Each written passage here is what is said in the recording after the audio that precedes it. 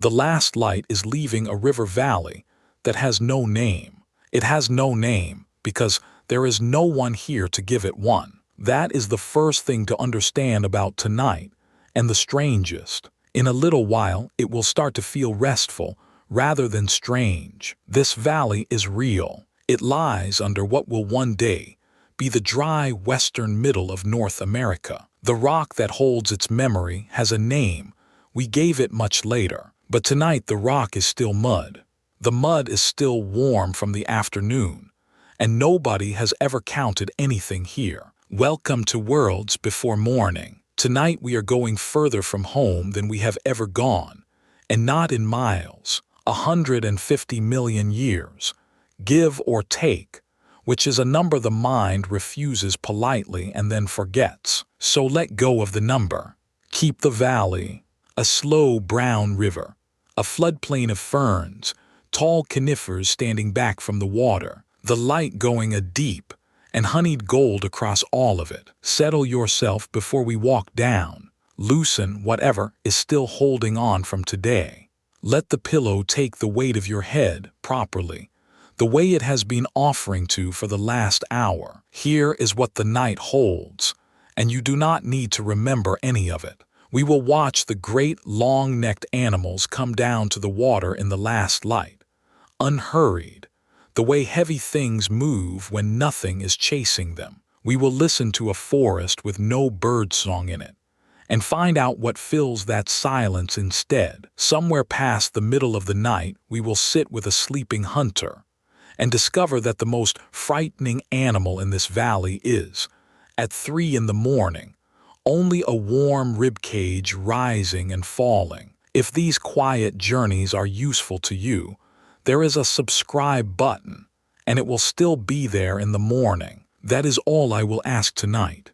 From here on there is only the valley, the river, and the dark coming down. One more thing worth saying, because tonight it matters more than usual. Nobody wrote this night down. No one was here to. Everything we know about this place comes out of stone, patiently, in fragments. The honest parts of tonight are built on bone and footprint and pollen, and the shape of a riverbed, where the stone stops telling us, "I will say so." The rest is careful imagining, which is what we do with the dark. There is a kind of peace in a world with no witnesses. No one is waiting up. No one is worried. Nothing here is counting the hours. Let's go down while there is still a little light on the water.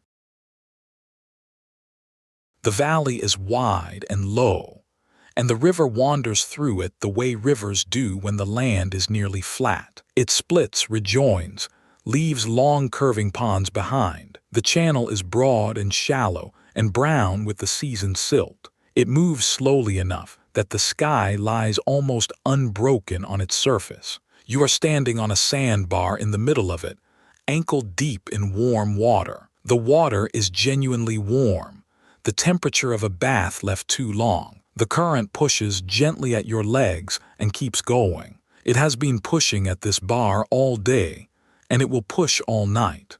The bar will be a slightly different shape by morning. The air is thick and soft and smells of 3 things. Wet silt first, that mineral river smell you already know. Under it, resin, sharp and clean, from the conifers back at the valley edge. Under that, faintly, the sweetish rot of last season's fern fronds going down into the mud. There are no flowers.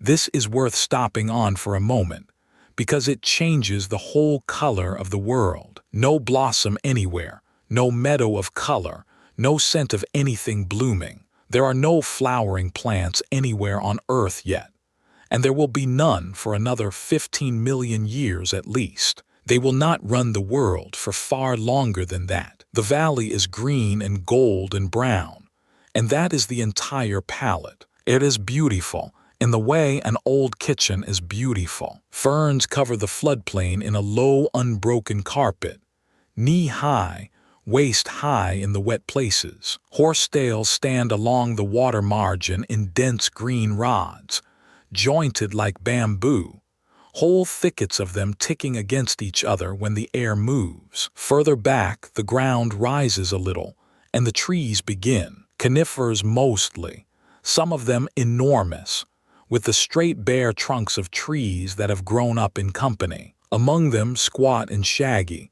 the cycads, which look like pineapples that decided to become palms. The light is nearly gone from the valley floor now, but it is still on the tops of the tall trees.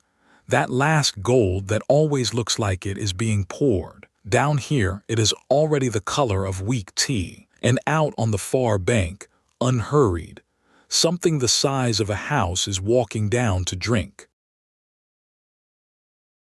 They come in a loose line, 9 of them out of the trees and onto the open mud. The first thing you notice is how quiet it is. You expect thunder.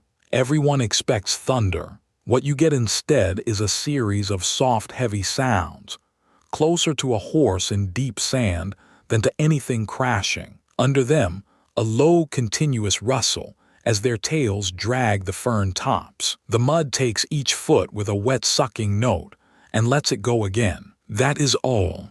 9 animals, the largest of them longer than a tennis court, crossing 200 yards of floodplain. You could talk over the noise they make. The big ones are sauropods, the long-necked, long-tailed, small-headed shape that everyone can draw. Up close, the shape stops being a cartoon. The neck of the leader comes out of a body like a hillside and holds itself out level, not up, reaching forward rather than towering. The head at the end of it is astonishingly small, no bigger than a horse's, with a blunt mouth full of pegs. She walks into the shallows until the water is at her knees, and lowers that whole neck in one smooth, unhurried motion. The head goes under. Water pushes up in a low wave. She drinks in long pulls you can see traveling up the neck. The sound is the sound of a slow tap filling a metal bucket. Her skin, this close,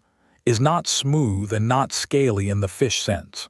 It is pebbled, tough, dusty gray-brown with a paler underside. It hangs in shallow folds at the shoulder, and the hip the way skin does on any large animal. There is dried mud on her flank in a wide splash. There are old scars on the left side of her neck, 3 of them healed long ago. Nobody will ever know what happened. The others come in around her. One of the young ones, only the size of an elephant, wades out further than it should and gets a soft push from an adult tail and moves back in. Nobody hurries. Nobody makes a sound above a breath. They drink for a long time as the light goes. When the leader finally lifts her head, water runs off her jaw in ropes and falls back with a slap. She stands for a while looking at nothing at all, chewing slowly, the way cattle stand in a field at dusk. Nothing here is counting the hours, not even her. Kneel down. The ferns close over your head almost at once, and the valley becomes a room. Down here the light is green and nearly gone. The fronds are cool and slightly furred underneath, and where they meet the ground there is a layer of older growth going soft and brown. Under that the mud, and the mud is alive with small movement you feel more than see. Insects run this floor, beetles mostly, and a great many of them. The same broad, practical shape they have kept ever since. Cockroaches, which have already been here longer than they will be here after. Crickets, or something so close to crickets that the difference would take a specialist. Dragonflies with 2-inch bodies rest on the horsetail stems with their wings held out flat, waiting for the temperature to drop enough that they stop bothering. Turn over a fallen frond. Underneath, in the damp, small things go still and then run. A centipede pours itself into a crack. Something snail-shaped withdraws. A spider that has been waiting in a funnel of silk decides you are too large to be interesting and does not move at all. This is the layer of the world that nobody makes films about. It is by weight and by number the busiest place in the valley. The huge animals out on the mud are the exception here, the rare and slow and enormous exception. The rule is small, quick, and hidden, and always has been. Put your palm flat on the bare soil between the stems. It is warm, warmer than the air now, holding the afternoon the way stone holds it. In an hour, it will be the warmest thing at ground level. Half the small life of this floodplain will be pressed against it. Something moves past your hand in the dark, quick and light, and it has fur. We will come back to that. It matters more than it looks like it matters. For now, let it go about its business, and stand up slowly into the last of the light. Straighten up. The valley has gone blue while you were down among the ferns. Look east first, where the dark comes from. The sky there is already deep, and the first stars are out over the far ridge. Here is the thing that gets people. They are the wrong stars. Not wrong in themselves. The same kind of stars, the same physics, the same patient burning. But every constellation you have ever learned is a temporary arrangement, a chance alignment seen from one moving planet at one moment. 150 million years is long enough to shuffle the whole deck. The sun has gone most of the way around the galaxy since tonight. The stars overhead have drifted, spun apart, changed places. Some of the ones you know were not born yet. Some of the brightest ones up there now burned out long before anyone looked up and started drawing lines between them. So there is no plow tonight, no hunter with his belt, no chair, no bear. There is a sky, absolutely full of stars in patterns nobody has ever named. Nobody ever will. Because by the time there is anybody to do the naming, these will have drifted too. The Milky Way is there, though. That is old enough to keep.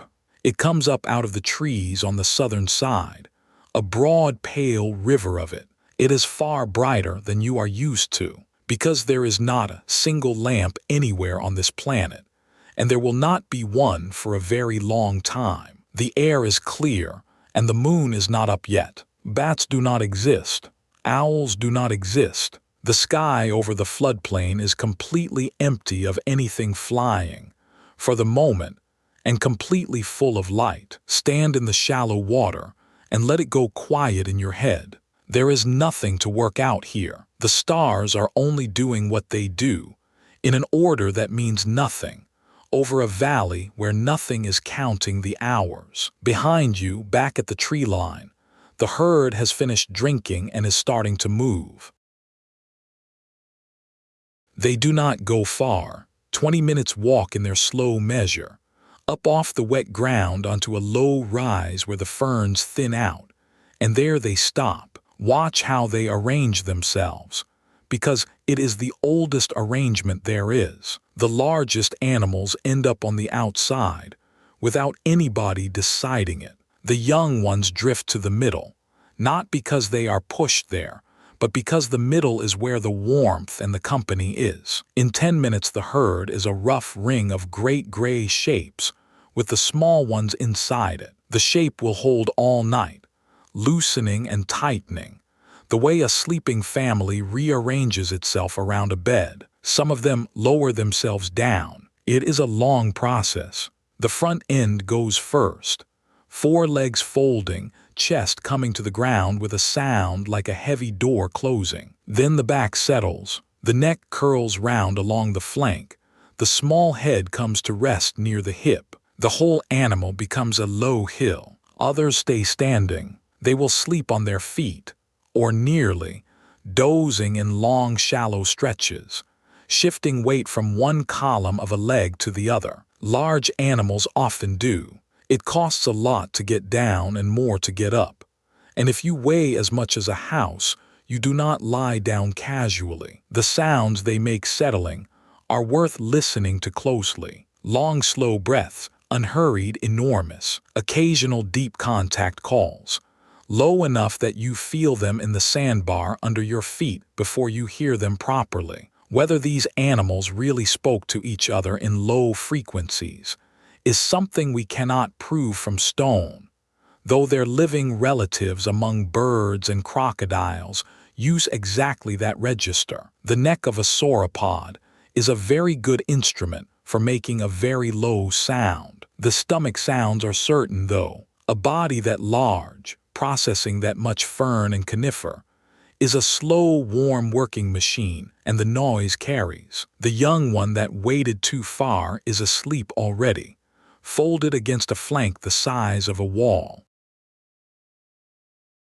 Follow the water's edge upstream, where the bank flattens and the ground stays wet all year. You will walk into a thicket of green rods standing higher than your head. Horsetails, thousands of them, packed close, each one straight and jointed and hollow, ribbed along its length like a drinking straw pressed with a fingernail. There are no leaves in the ordinary sense. Instead, at every joint, a little collar of fine green needles stands out in a ring. The whole stem does the work a leaf would do. Push in. The stems give in close behind you, and you are in a room with green walls and a green ceiling, and no view of anything at all. The sound in here is particular and worth standing still for. When any air moves, the stems knock against one another, and because they are hollow, the knock has a small woody resonance to it.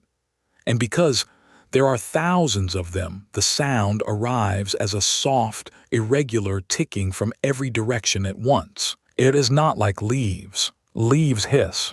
This clicks gently and stops and starts. Run your hand up one. It is rough, genuinely rough, like a fine sandpaper, and that is not an accident. These plants pull silica out of the ground and lay it down in their skin, actual grains of glass, and people will eventually gather the dried stems to scour pots with. Somebody will call them scouring rushes, and mean it literally. Snap one across. It comes apart at a joint with a clean, dry pop. The inside is a hollow tube with a papery pith, and the smell that comes out is green and slightly bitter. These plants are old. Not old like the trees are old. Their relatives stood in forests 150 million years before tonight, some of them as tall as the conifers behind us. They have already been through more of the history of this planet than the animals sleeping out on the rise will ever see. Down at the base, where the light never gets, the ground is black mud and standing water. It is full of things that like exactly that. Snails on the stems, a dense mat of small crawling life at the water line. Frogs invisible, extremely close. The thicket goes on for 100 yards up the bank. Somewhere out in the middle of it, something the size of a dog moves 3 stems and stops. Back out the way you came. The green closes behind you, and the ticking goes on without you, and the river is bright and open after all that. On the last horsetail at the thicket's edge, at about the height of your chest, a dragonfly is holding on and waiting for the temperature to fall. Come close.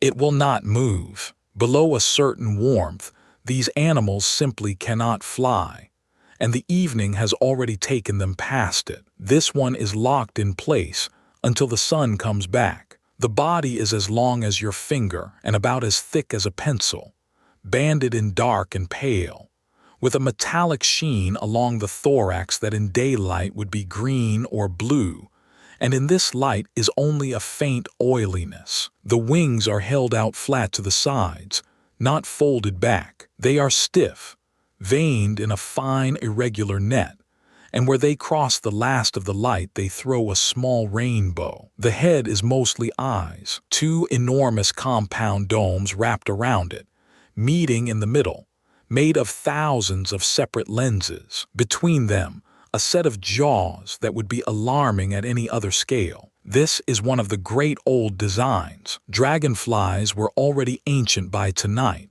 already perfected, already doing exactly this. Their ancestors in the coal forests reached wingspans as wide as a hawk's, back when the air held more oxygen and nothing much could catch them. Those are long gone. What is left is this, at a sensible size, still the best flying predator its size that has ever existed. Tonight it is prey.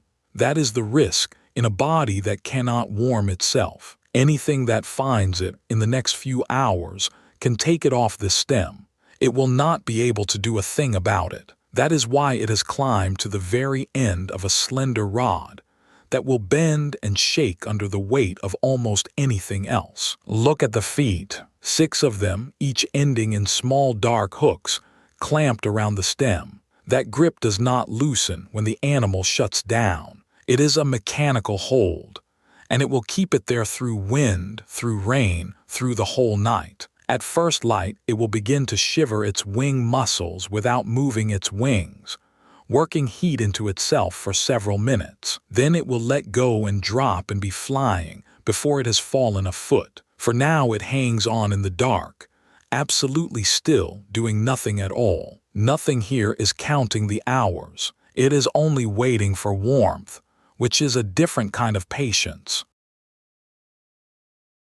Between the ferns and the first big conifers, there is a squat, shaggy plant standing on its own. It is worth going over to. A cycad, waist-high, sometimes higher, with a thick barrel of a trunk covered in the old bases of leaves it has already shed, packed in a diamond pattern all the way up like the scales of a pine cone. Out of the top comes a crown of stiff dark fronds, each one long and arching and divided into narrow leaflets, spreading out in every direction. Everyone who sees one thinks palm. It is not a palm. It is not remotely a palm. And the resemblance is one of those accidents that plants keep producing. Take hold of a frond.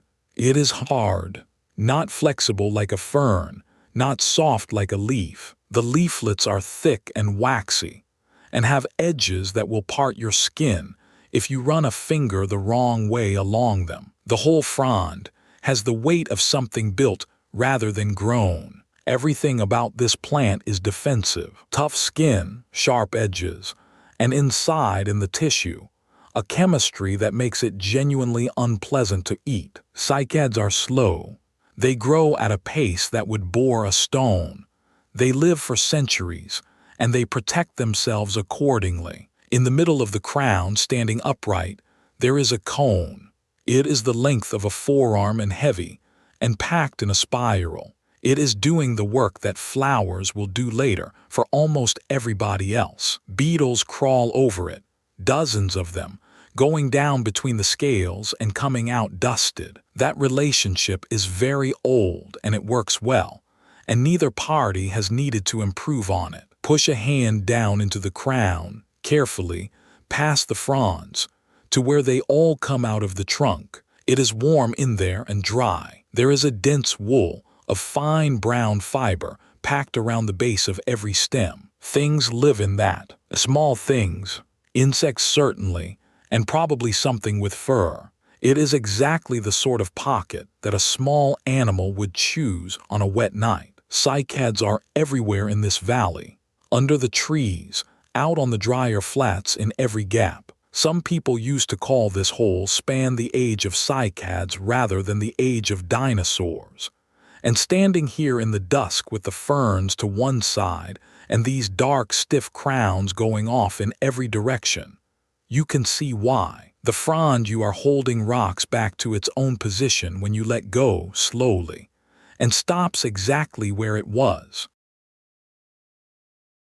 Back down in the ferns, the thing with fur has been joined by others. They are small. The largest of them would sit comfortably in your 2-cupped hands. Most are smaller than that, shrew-sized, mouse-sized, with pointed faces and long, delicate feet and eyes made enormous for exactly this hour. They have been asleep all day in burrows and hollow logs, and the root spaces under the big trees. Now that the light is gone, the floodplain belongs to them. These are mammals, ours, not our ancestors in any tidy straight line, but the same branch of the family, warm-blooded, furred, feeding their young on milk. They have already been here for a very long time. Mammals did not arrive after the dinosaurs left. Mammals arrived alongside them, near enough the same moment, and spent the whole long age of giants doing what you are watching now, which is this.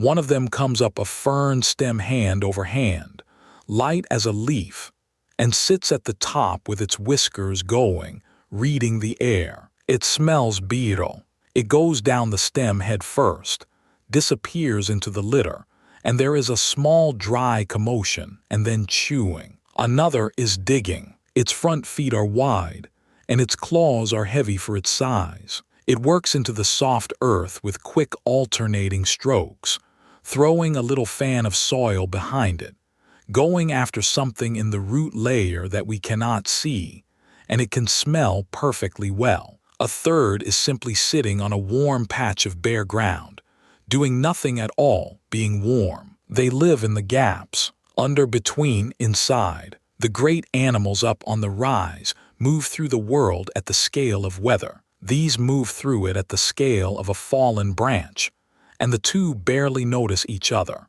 When a sauropod's foot comes down 40 feet away, every small furred thing in a wide circle freezes for 1 second, then goes back to work. There is no drama in it. That is what surprises people. For 100 million years, this was simply the arrangement, and it worked. And nobody involved knew they were waiting for anything. Nothing here is counting the hours, least of all them.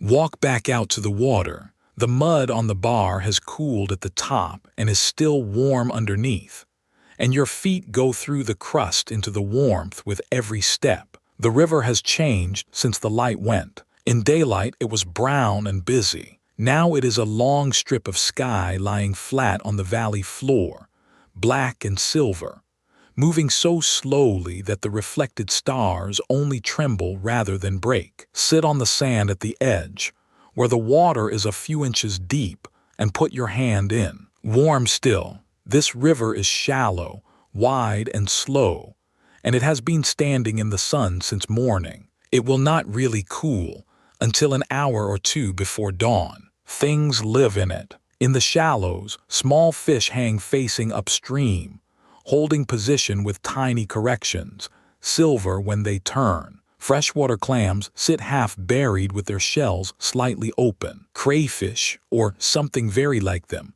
work along the bottom on the far side of the bar. There are lungfish here in the muddy backwaters, and they can breathe air, which in water this warm and this crowded is the whole difference between living and not. And there are larger things. Out where the channel deepens, something breaks the surface with a low, unhurried roll and goes down again. Crocodile relatives run these rivers, some of them small and slender, some of them substantial. They are not hunting the grown giants. Almost nothing does. The young are another matter, and so is anything that has already died. Both are on the menu for a great many animals here. These are waiting for fish, and for whatever comes down to the edge and stays too long. The sound of the river at night is not one sound. It is a chord. There is the broad hiss where the current runs over the shallows, and a deeper note from the main channel. At the head of the bar, a small persistent chuckle, where the water folds around a sunken log. Once you have separated the three, you cannot hear them as one again. Out in the middle, a fish jumps for no reason we will ever know. Turn your back to the water and listen to the trees, and notice what is missing. There is no birdsong, not one note of it. The whole enormous, soft evening chorus that you have heard every day of your life, without ever once being asked to notice it, simply does not exist here. Small feathered animals live elsewhere in this world, and in other places at this very moment some of them are learning the air. Nothing of that kind has ever been found in this valley, but the dawn chorus is millions of years away from being invented. So stand in a forest at nightfall with that channel switched off, and hear what fills it. Insects first and mostly, not the shrill wall of a tropical night, but a broad, low layer of clicking and rasping and papery buzz, rising and falling in a way that never quite becomes rhythm. Crickets and their relations are already good at this. Somewhere off to the left, something is producing a single dry tick every few seconds. Absolutely regular. You will hear it now until dawn. Then the trees themselves. Conifers are noisy in a way broadleaf woods are not. The needles hiss rather than rustle, a fine continuous sound. The big trunks make slow, settling noises as the day's heat leaves them. And dead branches high up knock together with a hollow wooden note. Then the frogs. There are frogs here, and they have been here longer than the dinosaurs. They are doing what frogs do at dusk, in a wet place anywhere in any era. It is a smaller chorus than you would hear tonight in your own world, but it is unmistakably the same instrument. And then, cutting across all of it, once, a call from the tree line that you cannot place at all. Low, harsh, 2 notes, and then nothing. Nobody answers it. The insects go on. Nothing here is counting the hours, and nothing is required to explain itself. Go up the bank into the trees slowly, feeling for the ground. The floodplain ends in a shallow rise. The ferns give way to a litter of fallen needles that is inches deep and springy underfoot, and completely silent to walk on. Your feet stop making noise. The whole quality of the air changes at the tree line, drier, closer, and it smells overwhelmingly of resin. Find a trunk and put your hand on it. The bark is thick and deeply grooved and warm on the western side, where the sun spent the afternoon. Run your fingers along a groove and you will find the resin. Half hard, tacky at the center, smelling like the sharpest, cleanest version of every pine forest you have ever walked in. These trees are the ancestors and cousins of the ones we still have. Araucarias, tall and straight with branches only at the top, the kind that still grow in the southern half of the world and look, correctly, prehistoric. Others closer to cypress and yew. Ginkgos with their little fan leaves. A tree that will still be here in 150 million years. Almost unchanged, growing on a street in a city. Some of the resin on this trunk will not wash away. It will run slowly down the bark, gather grit, gather a beetle's wing, and eventually fall into the leaf litter and be buried.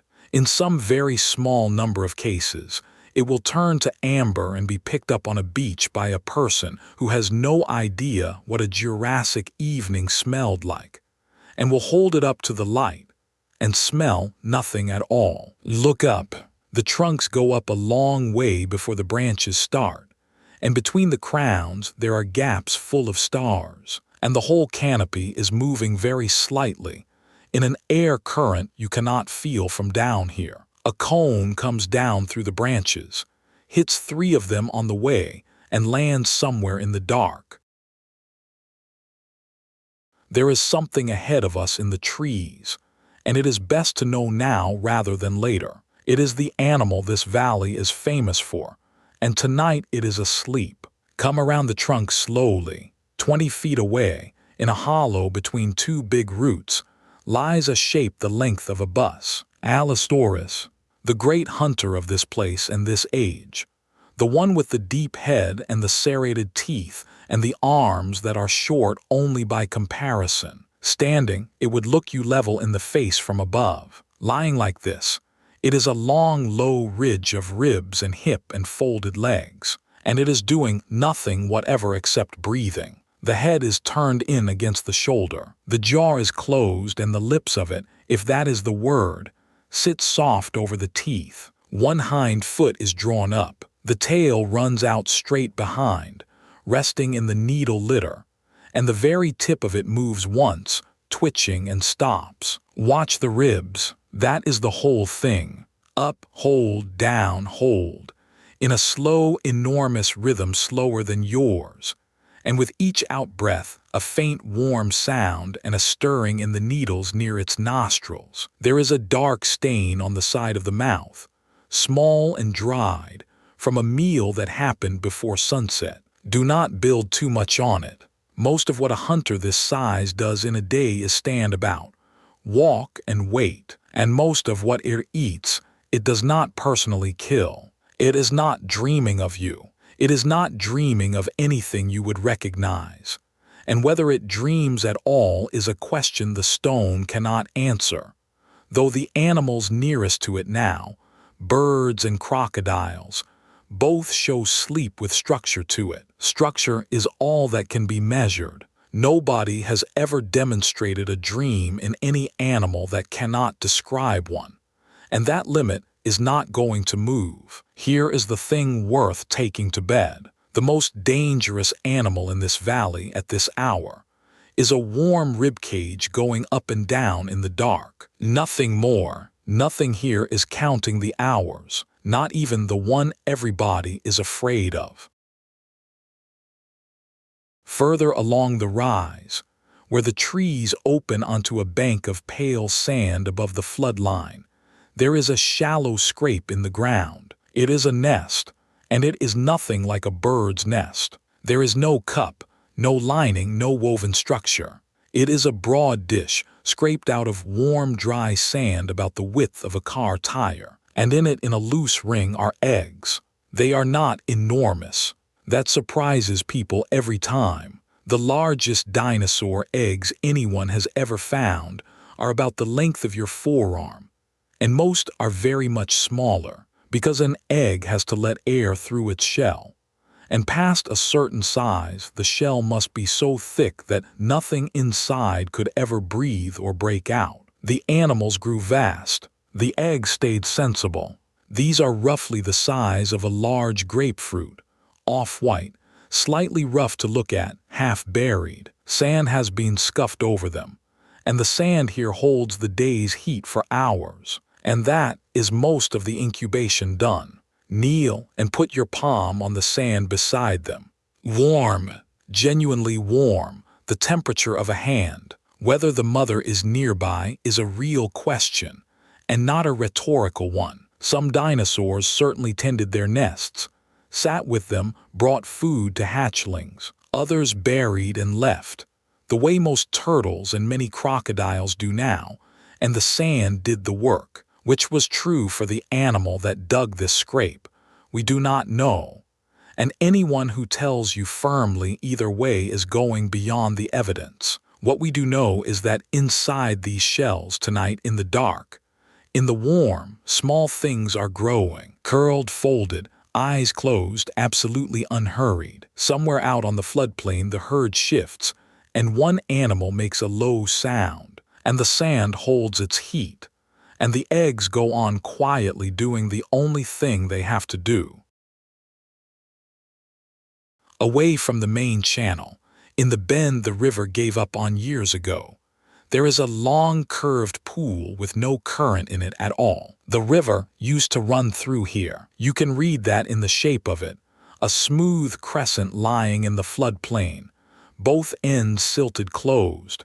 The outer bank still steep from when the water was cutting it. Then one flood came down harder than the rest, took a straighter line across the neck, and left this behind. It is a different world from the river, and it is only 200 yards away. The water is dark and warm and completely still, and it has a skin on it. Not scum exactly, a fine film that holds the reflection perfectly and dimples where an insect stands on it. And where a leaf has landed, it lies on top rather than sinking. Around the edges, the water plants have taken over completely, whole mats of them, floating and rooted.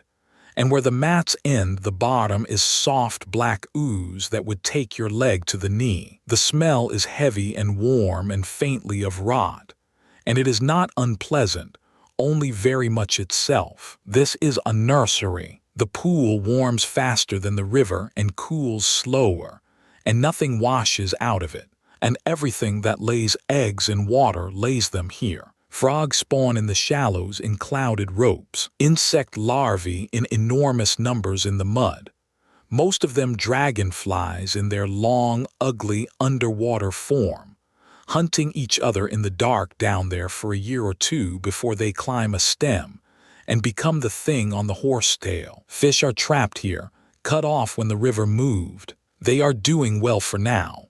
Listen at the water's edge. Small sounds constant, ticks and plops, and the almost inaudible sucking of something feeding at the surface film. In the dry season, this pool will shrink to a third of its size, and then to a puddle, and the fish will die in it, and everything that can burrow will burrow. Then the wet season will come, and the river will spill across the flats and fill it again, and it will all start over.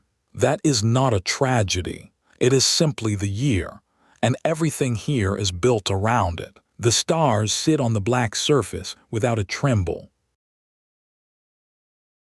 Up on the drier ground behind the conifers, there is a stand of trees with a different shape, and it is worth the walk. They are shorter than the great conifers, 30 or 40 feet, with a spreading crown and pale grooved bark, and they are the only trees on this floodplain, with leaves you would recognize as leaves, flat, wide, split into two soft lobes on long stems, so that each one looks like a small green fan. Ginkgo, that is a name you know, and this is the same tree. Reach up and take a leaf between your fingers, thick, slightly waxy, cool with the evening. Hold it up against the sky, and you can see the veins, and they do something no other leaf does.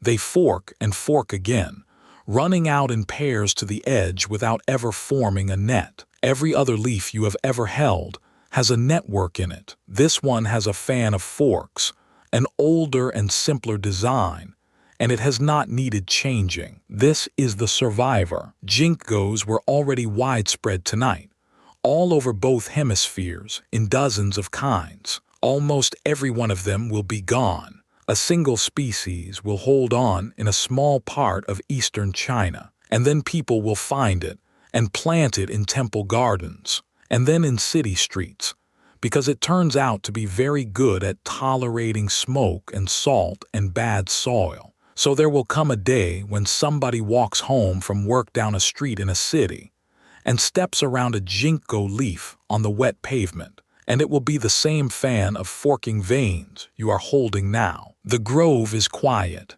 Underfoot there is a deep litter of last season's leaves gone brown and soft. In autumn, and there is a real autumn here, every leaf on every one of these trees will turn a hard, clear yellow and then drop, most of them within a day or two of each other, and the whole floor will be gold for a week. Nothing is watching for that. Nothing here is counting the hours, or the seasons, or the 150 million years. Let the leaf go. It turns over twice and lands with the others. Walking back along the bar under all those stars, something on the sand catches the light differently, and it is worth bending down for. It is a tooth, lying loose on the surface, half in a ripple mark, and you can pick it up between two fingers. It is longer than your thumb, curved backwards in a smooth arc, flattened from side to side, and it comes to a point that is still sharp. Hold it up. Along both edges there is a fine regular serration, tiny and even, like the edge of a steak knife. Run a thumbnail across it, and you can feel every single one. The enamel is the color of old ivory, and the root end is rougher and darker and slightly hollow. Nobody died for this. That is the thing worth knowing. This is a shed tooth, and the animal that dropped it is walking around this valley in perfect health tonight, and it will not miss it in the slightest. Big predators like the one asleep under the roots replace their teeth constantly, all through life.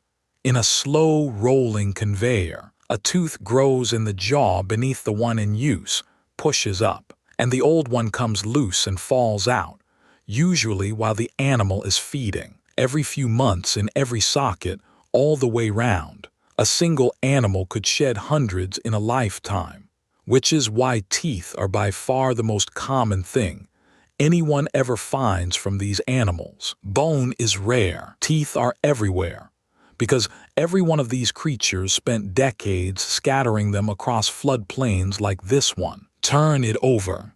There is a tiny chip out of the point. Put it back down on the sand, exactly where it was. It will be there in the morning, and probably for a long while after. And one day the flood will cover it. This is what tonight will leave behind. Not the animals, not the herd, not the sleeping hunter.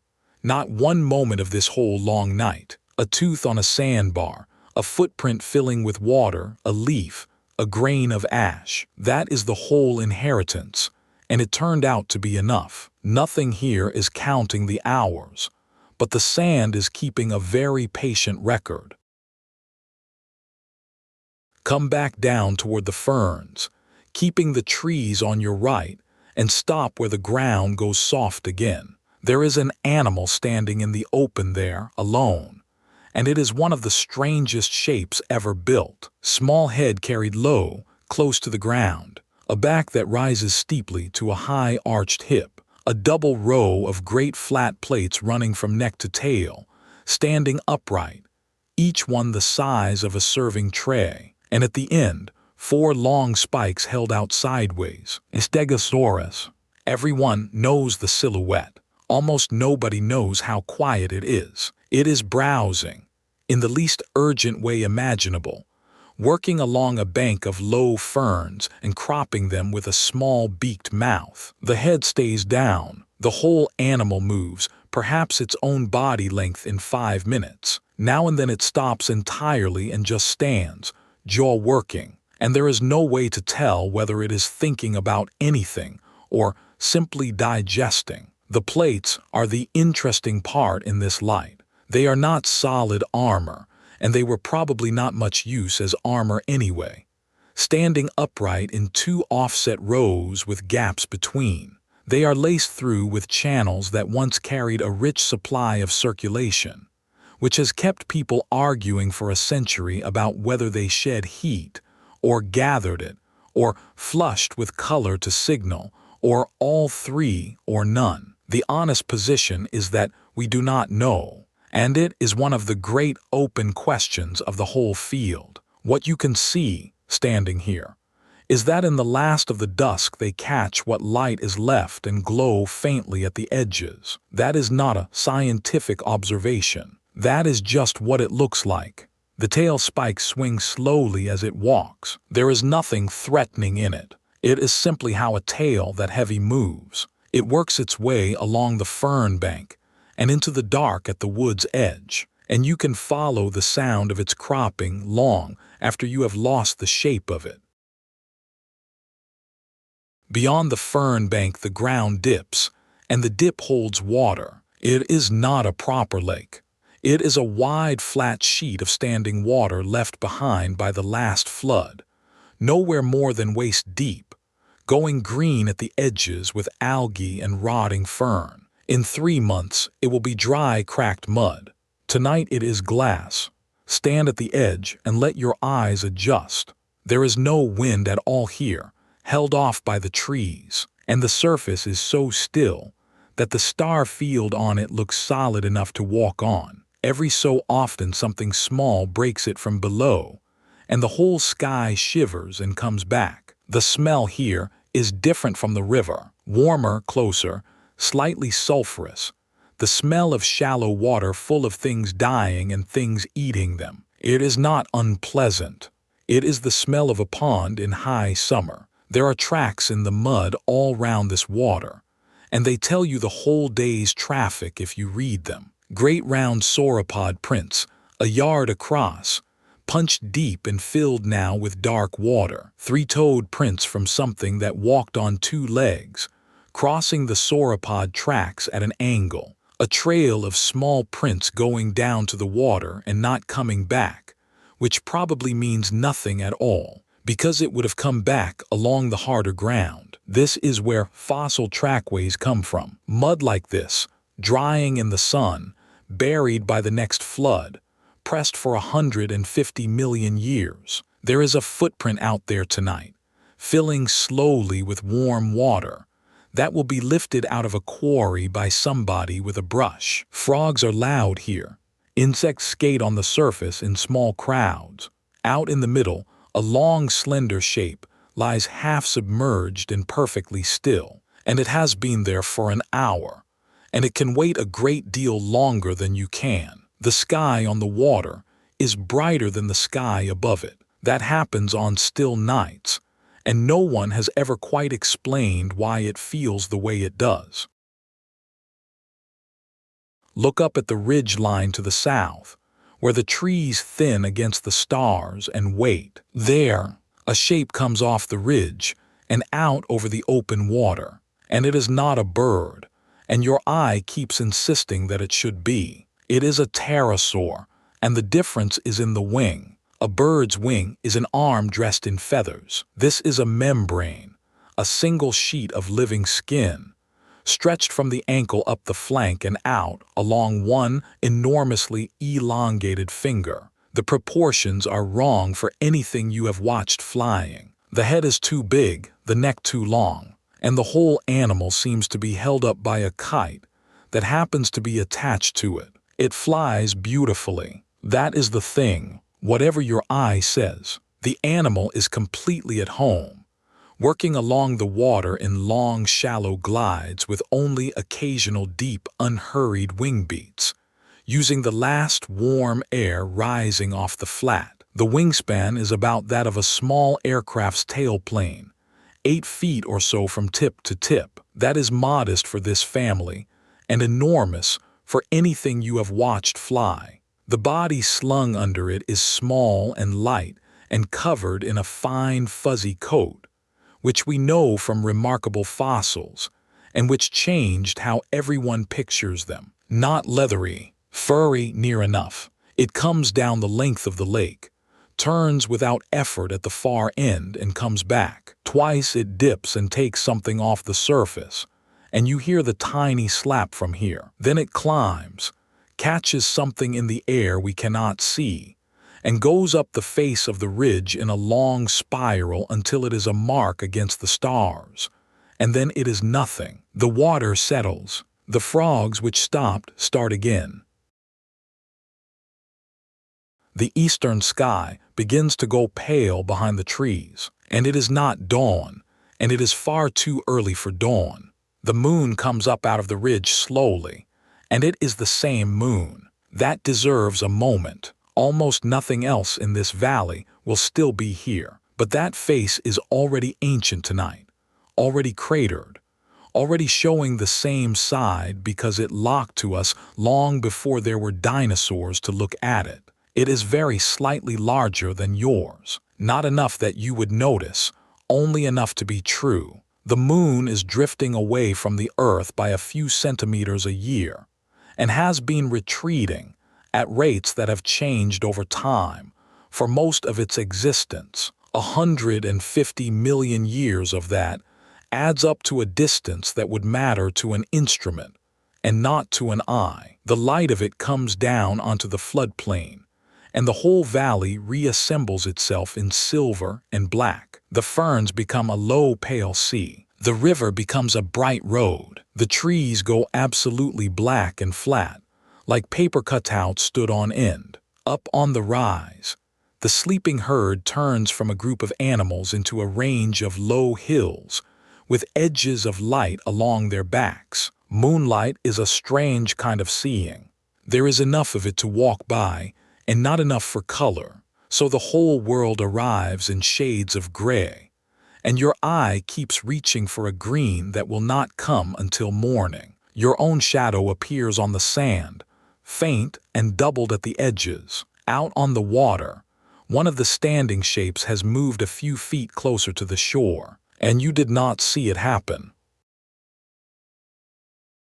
Away to the west, low down, the sky flickers. Watch for a while and it comes again, and there is no sound with it. A storm is working somewhere out past the far edge of the floodplain, too distant to hear, and all that reaches us is the light, throwing the ridge line into a single flat silhouette for half a second and then letting it go. This is a seasonal country, long dry months, and then a wet season that fills the channels and pushes the river out over the flats and drowns the fern beds, and lays down another few inches of silt across everything. That silt is why we know any of this. Every flood buries whatever is lying on the plain, and burial is the whole secret of fossilization.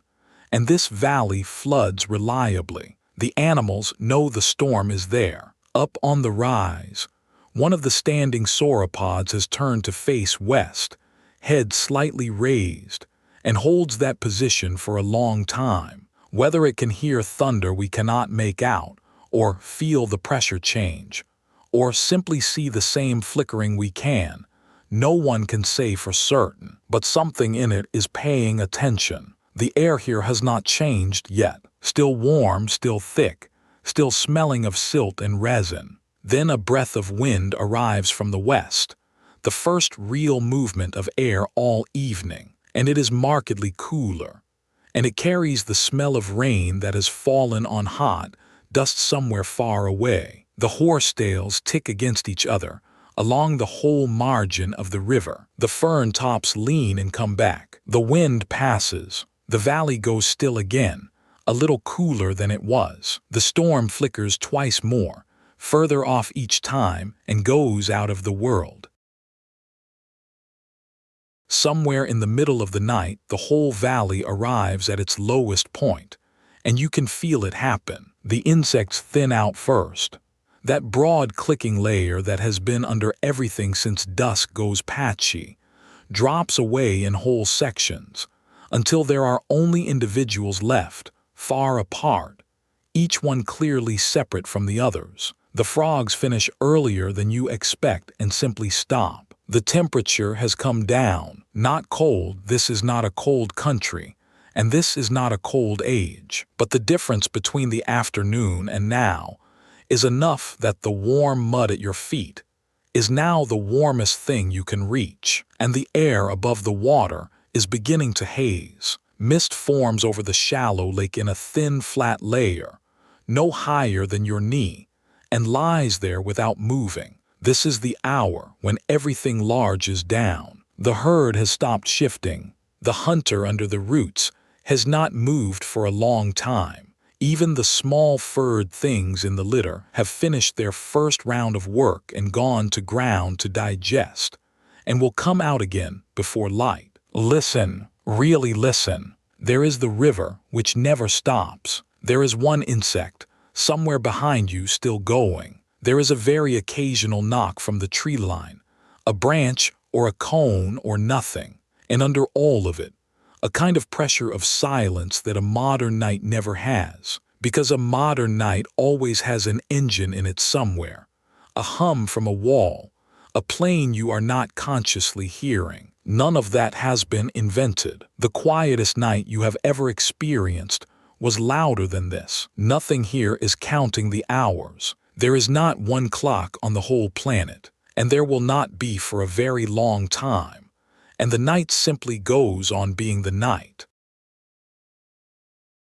At the head of the sandbar, where the water runs a foot deep over gravel, something has been lying since before the moon came up. It is long and low, and almost entirely submerged. Only the top of the head shows, and the line of the back in 2 or 3 places, and none of it has moved for an hour. Come along the bar toward it, slowly and not too close, and mostly because it is worth seeing properly rather than because there is any danger in it for us tonight. It is a crocodile relative, and the word relative is doing real work there. This is not a crocodile in the modern sense. The family is older and much broader than the handful of animals that will still be around in your century. And in this age it includes small, slender, fast ones that run on land, and heavy ones like this that live in rivers, and some strange forms with almost mammal-like teeth. This one is about the length of a rowing boat. The eyes sit on top of the skull, set so that the animal can lie entirely underwater with only 2 small domes above the surface. The nostrils are the same, up on the snout, separate valves that close by themselves. Everything about the head is arranged for exactly this, for being a log with a tension. You can see the teeth along the closed jaw, where they interlock outside the lip. Water moves past all of it without disturbance. It is waiting for fish. It has been waiting for fish for an hour, and it may wait for 3 more. And when the moment comes, the whole thing will happen in a fifth of a second, and then the river will be flat again. This is a very old way to make a living, and it works so well that the design has barely been touched since. The animals in your rivers tonight are doing exactly this, in exactly this posture, having changed remarkably little in the entire span between then and now. Sit down on the sand a safe distance away and watch the water instead of the animal, which is easier on the nerves. 20 minutes pass. Nothing happens. That is the correct outcome, and by far the most common one. When you look back, the 2 small domes are 18 inches to the left of where they were, and you did not see them move.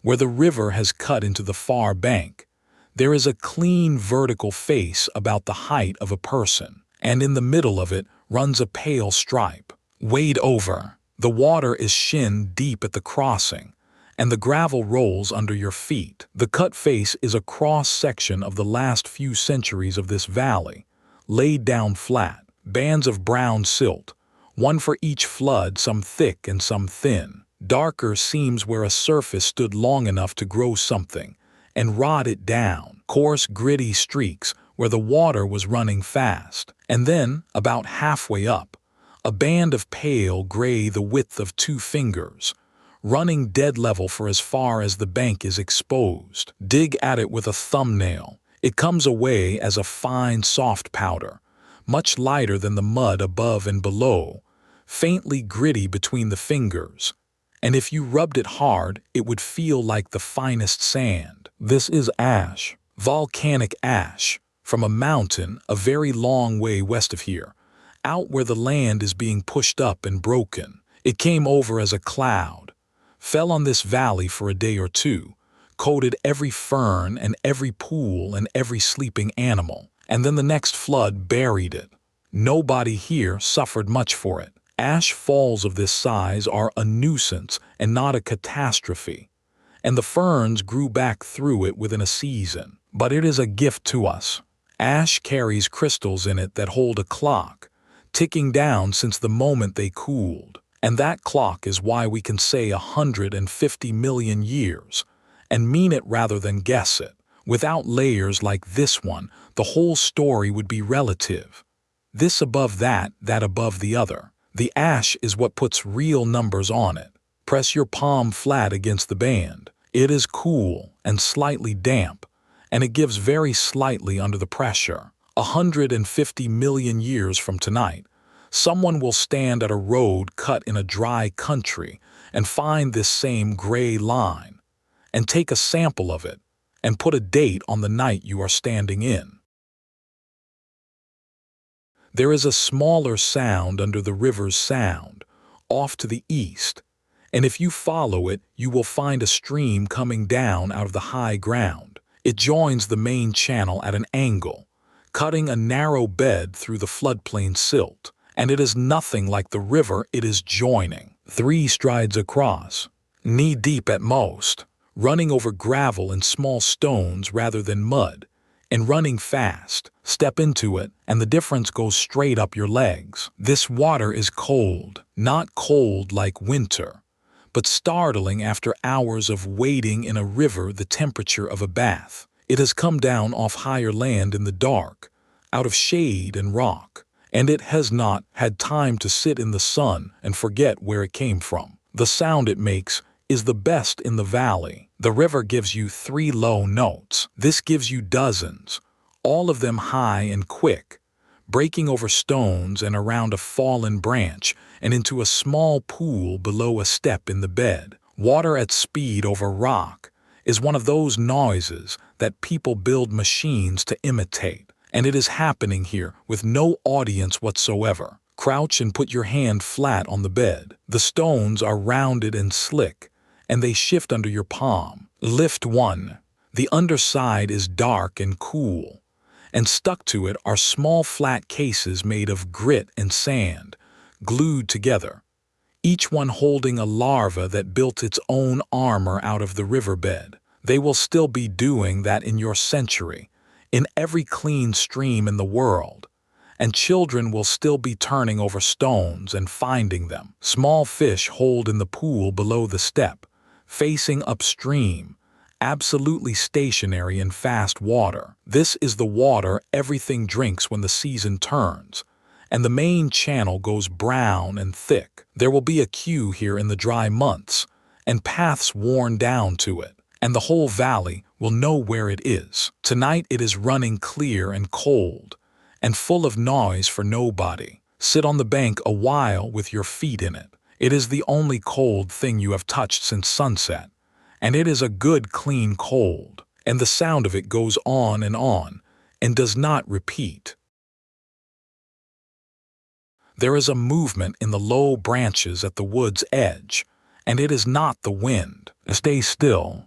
Whatever it is comes down the trunk in short bursts, stops, comes again, and arrives on a root a few feet from the ground. In this light you get the outline and very little else, and the outline is the interesting part. It stands on two legs, and it is about the size of a fox, and its tail is long and stiff, and held straight out behind for balance. The head is small and narrow, with a mouth full of little teeth. The arms are held folded in front, high and close, exactly the way a bird holds its wings at rest, which is not a coincidence. It is covered in something, not scales.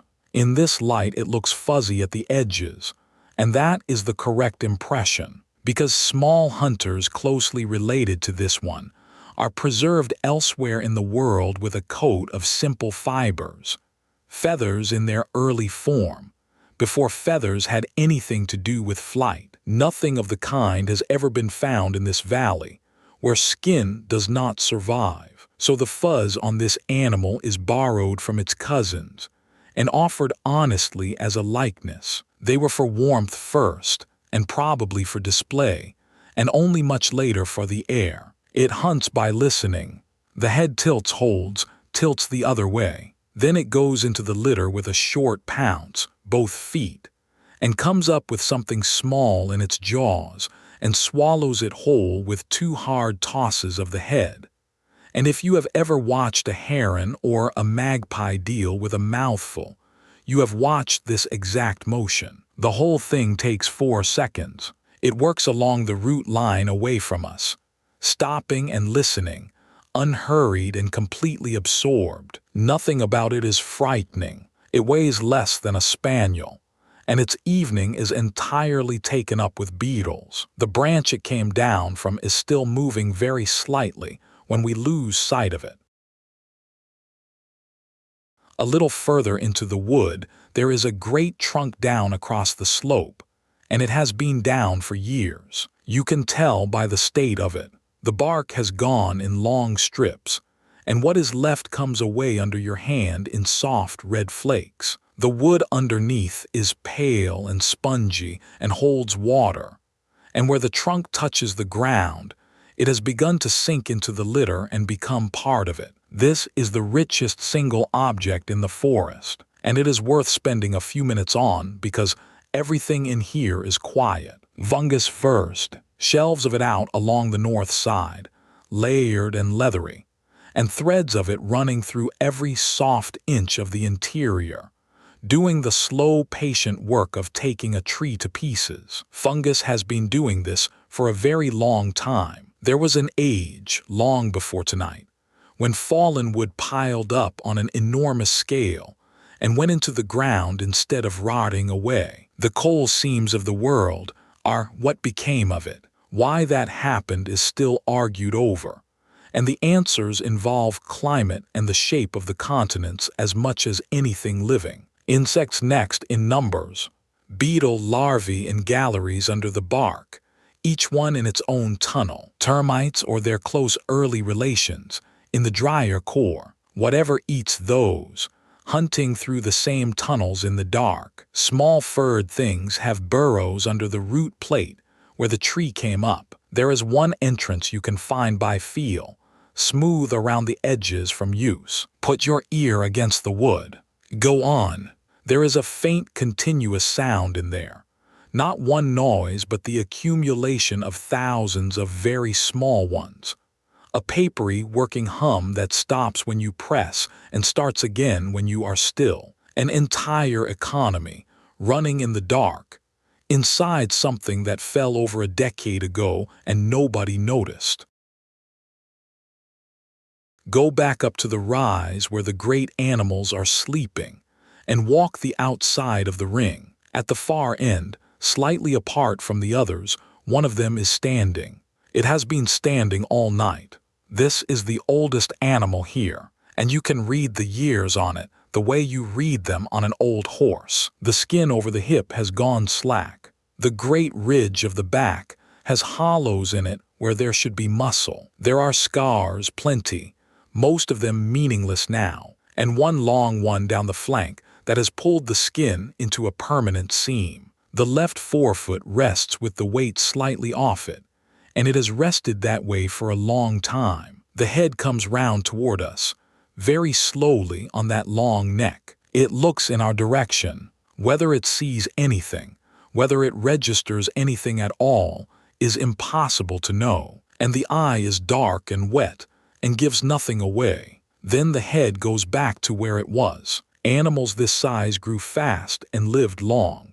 The bone tells us, because bone lays down growth in rings the way wood does, and a sauropod's leg bone is a record of decades. This one is at the far end of that record. It will stay standing until light. Getting down is the risk. A body this heavy resting wrong can crush its own lungs, and getting up again takes strength that a young animal has to spare, and an old one has to budge it. So it stands on the outside of the ring, where the oldest and the largest always end up, facing out. Not on guard exactly, just where an old animal ends up when the young ones drift toward the middle. The night goes on around it, and it breathes very slowly, and nothing here is counting the hours. Come back down. The mist over the shallow lake has thickened while we were up on the rise. It is knee-deep now and perfectly level, as if someone had poured it, and it goes right across the water from bank to bank. Where the ferns come down to the edge, the tops of them stand out of it. The rest of the world above the mist is sharp and silver, and everything below is gone. Walk into it slowly. It is cold on the shins, in a way the air is not, and it moves aside around your legs and closes behind you without any hurry. This is only water. The lake has been giving up its warmth into the sky for hours.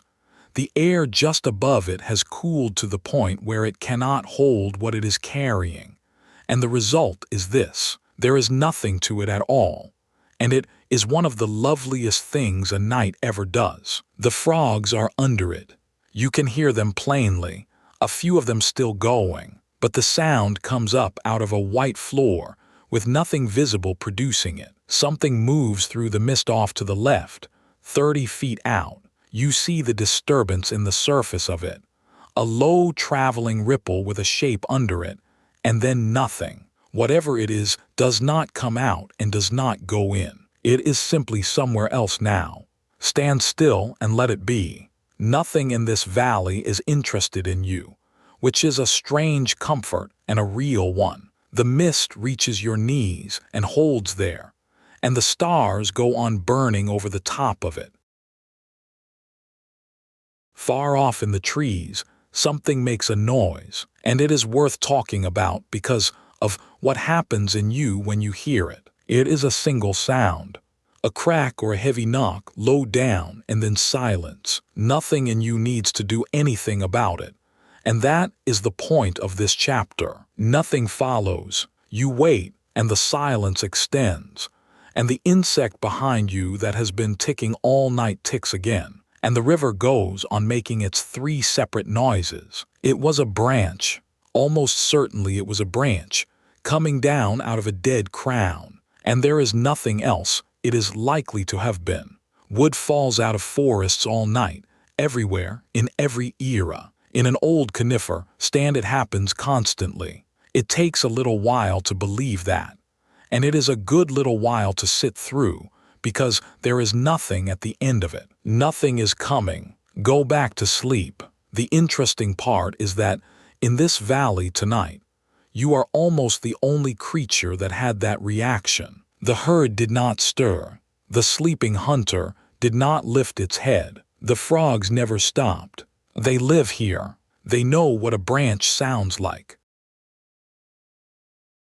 There is a point in every night when the world reaches the bottom of its temperature, and it is not midnight.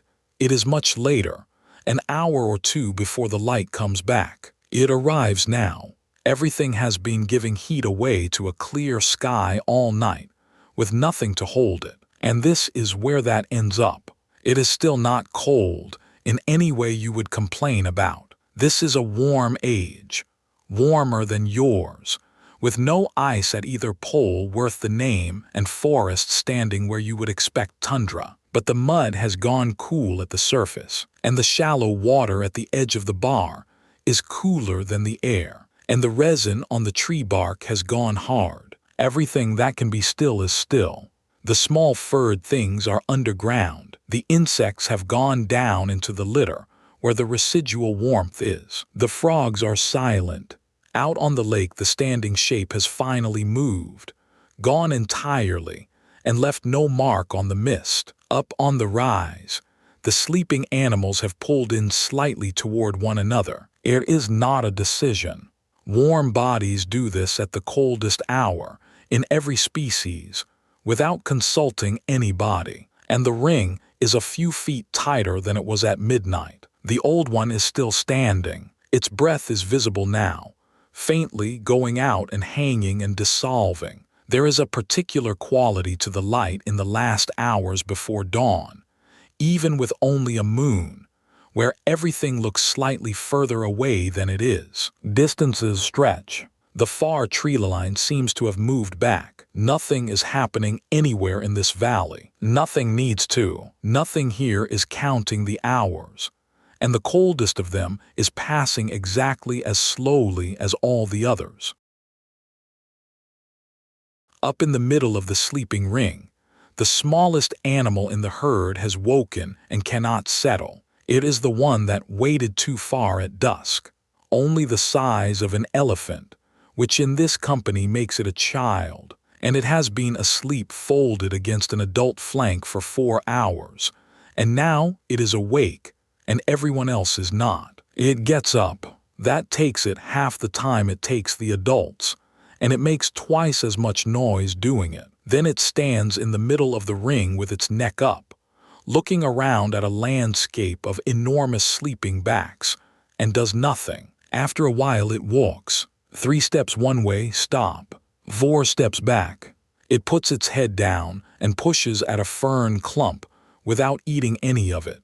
It rubs the side of its jaw along the shoulder of the nearest adult, twice, deliberately. And the adult does not wake and does not mind. There is no danger and no hunger in any of this. It is simply an animal that has finished asleep and has nowhere to put the next hour. Every parent of any species knows this scene. It works its way to the edge of the ring and stands looking out at the moonlit floodplain, the pale sea of ferns, the black trees, the bright river beyond. Whatever a young sauropod makes of that view, it looks at it for a long time. Then it comes back in. It picks a different adult, a large one lying down with the neck curled round, and settles against the warm curve of that neck in 3 awkward stages, folding the forelegs first and getting it slightly wrong and starting again. The adult lifts its head an inch,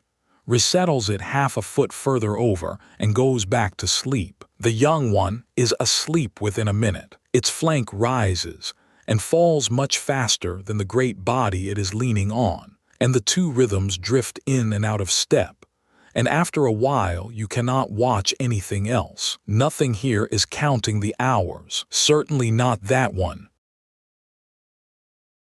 Stand out on the open flat, away from the trees and the water, and take one slow breath all the way in. The air of this age is not the air you know, and the differences are small enough that you would live perfectly well in it, and large enough to matter. It is warmer to start. This is a hothouse world. There is no permanent ice at either pole worth the name.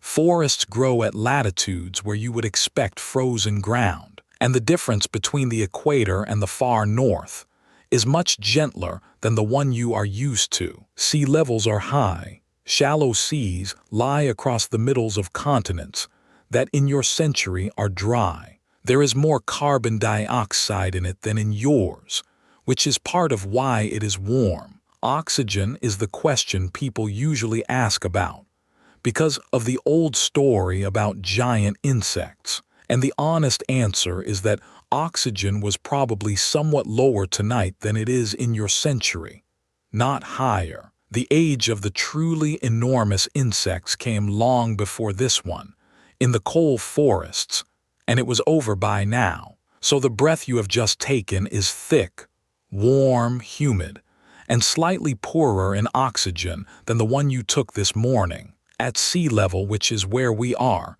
you would notice nothing. Climb a mountain and you might. What you can smell in it is the whole valley at once. Silt, resin, warm hide from up on the rise, rotting fern, standing water. Under everything, faintly, the greenness of an enormous mass of growing plants breathing out. There is no smoke in it, not a trace anywhere of anything burning. That is worth noticing, because in every other place this channel has ever taken you, there was a fire somewhere in the frame, and its smell was in every chapter. Here there is nothing. No hearth, no lamp, no candle, no forge. Fire exists. Lightning starts it, and dry seasons feed it. And there are charcoal layers in this rock to prove it. Nobody keeps it, though. Nobody has ever kept a fire alive on this planet. And nobody will for 149 million years. Let the breath go. The air is warm and clean, and completely unlit. The animal we watched browsing at dusk has stopped somewhere in the dark, and we can find it again by working along the fern bank at the wood's edge. There, 50 yards in a shallow place where the ferns have been flattened, it has gone down for the night. It is lying on its belly with its legs folded under, the way a cow lies, and from this angle the whole shape of it has changed. The high arch of the back has come closer to the ground. The small head is turned slightly to one side and rests on the flattened fern, and the beak of it is closed, and the eye is closed. The plates are the strange part now, standing in 2 rows along the spine of a sleeping animal. They catch the moonlight along their upper edges and throw long, thin shadows down over the flank, so that the body underneath is barred with dark. It looks less like armor than ever. It looks like something a plant would do. The tail lies out straight behind. The 4 spikes at the end of it are motionless, and this close, extremely large. Each one is longer than your forearm and comes to a real point, and there are fossils of other animals with wounds that match them, which is one of the few pieces of evidence in this whole field that tells a story anybody could follow. Not tonight, though. Tonight the tail is simply lying in crushed ferns. Breathing is slow and shallow, and you have to watch for a while to be sure of it. There is a faint sound with each breath, more of a rustle in the fern than anything from the animal itself. It has picked its spot carefully, back against a low bank, so that nothing can come from that side. Open ground in front, so that anything coming would have to cross it. That is not cleverness. It is the same instinct that puts a dog in a corner and a person with their back to the wall in a strange room. The smell here is crushed fern, mostly sharp and green, and under it the warm, dusty smell of a large animal. Somewhere behind us, the hunter is asleep under its roots, and here is one of the few animals in this valley that ever had to worry about it, also asleep, 400 yards away. Neither of them knows where the other is. Neither of them is thinking about it. Nothing here is counting the hours, and nothing is standing watch. Sit down on the sandbar. The night has a long way still to run, and this is a good place to spend part of it. Under you, the mud is doing something remarkable, and it is doing it so slowly that calling it an event feels wrong. Every flood that comes down this valley lays a new sheet of silt across the flats, a finger's width, sometimes less. Then the water goes, and the sun bakes the top of it, and it cracks, and the next flood fills the cracks and lays down another sheet. Year after year, the valley floor rises by almost nothing, and it never stops. Anything lying on the plain, when the flood comes, gets covered. A branch, a shed tooth, a footprint in drying mud, the body of an animal that came down to the water and did not get up. Almost all of it is lost anyway. That is the part people find hard. Bone gets scavenged, scattered, weathered, dissolved. The overwhelming majority of everything that has ever lived left no trace whatsoever. And of the tiny fraction that got buried, a tiny fraction of that survives the next 100 million years of heat and pressure and uplift. And of that, a tiny fraction happens to end up in rock that a person will later cut a road through. So the record we have is not a photograph of this world. It is a handful of grains from an enormous beach, but it is real. Every single thing we said tonight about the shape of these animals came out of this mud. Eventually, in pieces, brushed clean by somebody in a quarry in a hot afternoon 150 million years from now. Run the sand through your fingers. Some of it is quartz off distant mountains. Some is volcanic ash from an eruption nobody recorded. And some of it, though you would need a lens to find it, is the ground-up shell of things that lived here before. The river keeps bringing more. Tonight, quietly in the dark, the valley is riding itself down. Go back up to the sandbank and check on the nest, because it will not take long, and it is the warmest place in the valley. The scrape is exactly as we left it. The eggs sit in their loose ring, half buried, pale in the moonlight. The sand around them still holds a good deal of the day's heat, and it will still be warm at first light, and then the sun will start it over again. Put your hand down beside them one more time. Warm, slightly damp underneath. Inside each of these, in the dark, a small animal is folded up and growing. It has a yolk to live on and a shell to lean against, and a set of instructions it did not have to learn. It has no idea that there is a valley, or a river, or a sky. Its entire universe is warm, dark, and curved. There is a very old comfort in this that has nothing to do with dinosaurs. Every one of us started exactly this way, in the warm and the dark, with everything else being somebody else's problem for a while longer. Some of these will hatch, most probably will not. That is not a sad fact in a place like this. It is simply the arithmetic that all animals with many young are built around, and the ones that do come out will be the size of a chicken and will run within a day. The one nearest your hand rocks, barely, perhaps a hand's width of movement in the sand, and then nothing. It might be nothing. Sand settles, warm air moves, or there is something in there that has begun to press against the inside of its shell tonight, days before it will be ready to come out. Either way, it goes still again, and the sand holds its warmth, and the ring of eggs sits in the moonlight, doing the only work it has. Come back down to the sleeping hunter under the roots. It has not moved.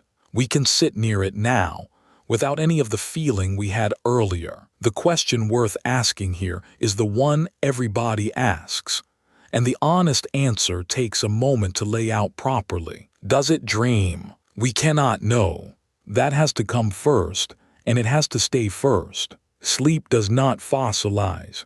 There is no bone that records a dream, and there never will be. What we do have is a bracket. On one side of this animal sit the crocodiles and their relatives. On the other side sit the birds, which are dinosaurs, actual living dinosaurs. The branch that came through this animal lies between those two groups on the family tree, and both of those groups, when scientists put them in a quiet room and measure them through the night, show sleep with structure, deep phases and light phases, periods where the brain is nearly as busy as it is awake, and the body is not. In birds, that phase is short and frequent, and during it, a sleeping bird's brain lights up in the regions it uses for song and for flight. So the reasonable position is this: an animal like the one breathing in front of us almost certainly had structured sleep, because everything on either side of it does. Whether anything was happening inside that sleep that we would call an experience is a question that runs off the edge of the evidence, and the people who study this are careful about it, and we will be too. Watch it breathe instead. That much is not in doubt. The ribs go up, hold, and come down. One hind foot twitches twice, quickly, and stops. Nothing about the head moves at all. Whatever is or is not happening in there, it is happening in the dark, in a hollow between two roots in a warm valley, 150 million years before anyone will wonder about it. Walk back up the rise one last time slowly, and stop just outside the ring of sleeping animals. Do not listen for anything in particular. Just stand there. After a minute, you will start to hear it as one thing rather than several. 8 or 9 enormous sets of lungs, working slowly out of step with each other, and the sound of them arrives as a single broad rhythm with no beat in it. In and out. It never quite lines up, and it never quite falls apart. There is a warmth coming off them that you can feel from here, 10 feet outside the ring. Bodies that size hold heat the way a wall holds it after a hot day, and give it back all night. Their smell is not unpleasant. Warm hide, dry dung, crushed fern, and something faintly sweet underneath. The smell of a great deal of vegetation being slowly worked through a great deal of animal. One of them shifts. The whole enormous body rolls a few inches. The neck resettles, and it lets out a long, slow breath through the nose that goes on far past the point where you expect it to stop. Then it is still again. The young one in the middle is entirely hidden now, tucked in between two adults, and you would not know it was there, except that the gap between them is slightly wider than the gap between any other pair. This is what large animals do at night, everywhere, in every age. Get close, stay warm, let the biggest and the oldest take the outside. Sleep and shift you did not agree on. The old one at the end of the ring is still standing and still facing out, and its breathing is the slowest of all of them. Nothing here is counting the hours. They are only breathing them. Lie back on the sandbar. The mud is cool at the top and warm underneath, and it takes your shape. Look straight up and give your eyes a minute. More stars come, then more. In a sky with no light anywhere on the planet, the faint ones keep arriving for a full 10 minutes after you think you have seen them all. And eventually the gaps between the bright ones are not black at all, but a fine gray dust of light. The Milky Way has moved. When we first came out, it was standing up out of the southern trees. Now it has swung over and lies across the middle of the sky.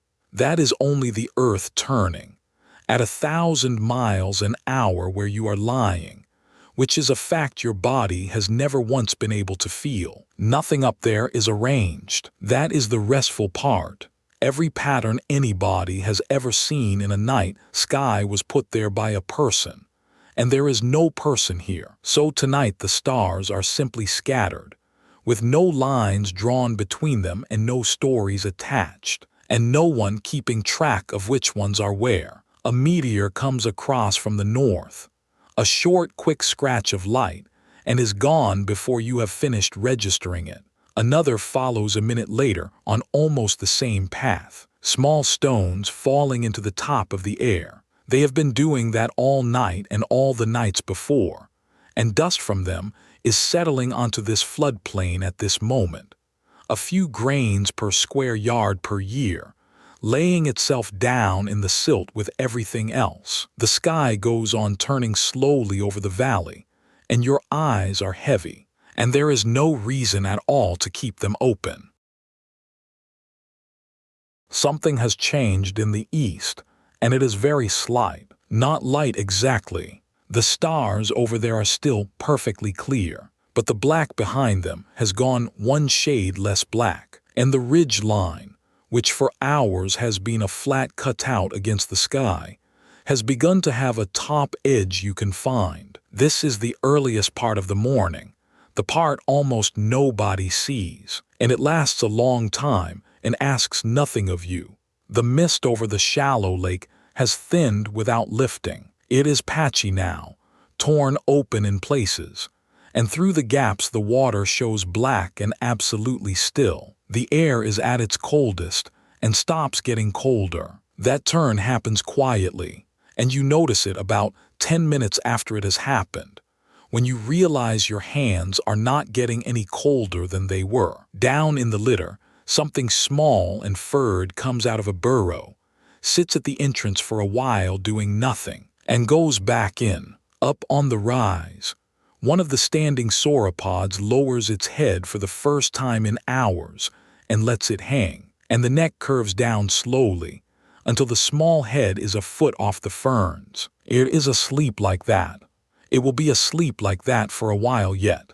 The old one has not moved at all. There is a very long way to go before the sun. What is coming now is not dawn, but the idea of dawn. A slow gray draining upward out of one edge of the world, and it will take most of an hour to get anywhere. That is all right. Nothing here is counting the hours, and neither now are you. Out on the flat, a long way from the river, there is a hollow that the last flood filled and nothing has filled since. It is a puddle now, 30 feet across and nowhere deeper than your hand, and it is going. The mud around it is cracked into a wide floor of curling plates, each one lifting slightly at the edges, and the cracks run down further than you can see. Walk out onto it. The plates crunch and tip underfoot, with a sound like breaking biscuit. The water left in the middle is warm as soup and thick, with what is left of everything that lived in it. It has gone cloudy. There are still things moving in there, small and frantic, and there is a smell that tells you plainly how this ends. Kneel at the edge. Under the surface, half in the ooze, something long and heavy is lying quite still, and it is not dead. Lungfish. Its family is very old, older than the dinosaurs by a long way, and it carries the piece of equipment the name promises. It can breathe air. That is the whole advantage. And in a pool like this one, it is everything. The water here has almost no oxygen left in it. It is warm, crowded, and full of decay. And for an ordinary fish, those are the conditions of the end. This one simply comes up, takes a breath at the surface, and goes back down. Watch, and it does exactly that. A slow rise, a small break in the surface film, a sound like a soft kiss, and gone again. Some lungfish in some parts of the world will do more than this. They dig down and seal themselves in a case of their own making, and sit out a whole dry season underground. Whether the ones in this valley could is genuinely unknown. The honest answer is that nobody has ever found a chamber like that in rocks of this age here, and the nearest living relatives of these particular fish do not do it at all, so we will not claim it. What we can watch is enough. The pool will go on shrinking. If the rains come in time, this fish lives. If they are late, it does not, and something will find it. That is the arithmetic of a floodplain in a country with seasons. Stand up carefully. The plates tip and settle. Nothing here is counting the hours, and nothing down there is either. It is only breathing, one slow rise at a time and waiting for weather. At the top of the sandbank, where the flood line is marked by a ridge of stranded wood, there is a shape among the branches that is not wood. Come up slowly. There is nothing distressing here, and we are not going to make it distressing. An animal died out on the floodplain some time ago, a big one, and the river brought what was left of it down and stacked it against the driftwood with everything else. What is here now is bone, clean, dry, pale in the moonlight, mostly disarticulated.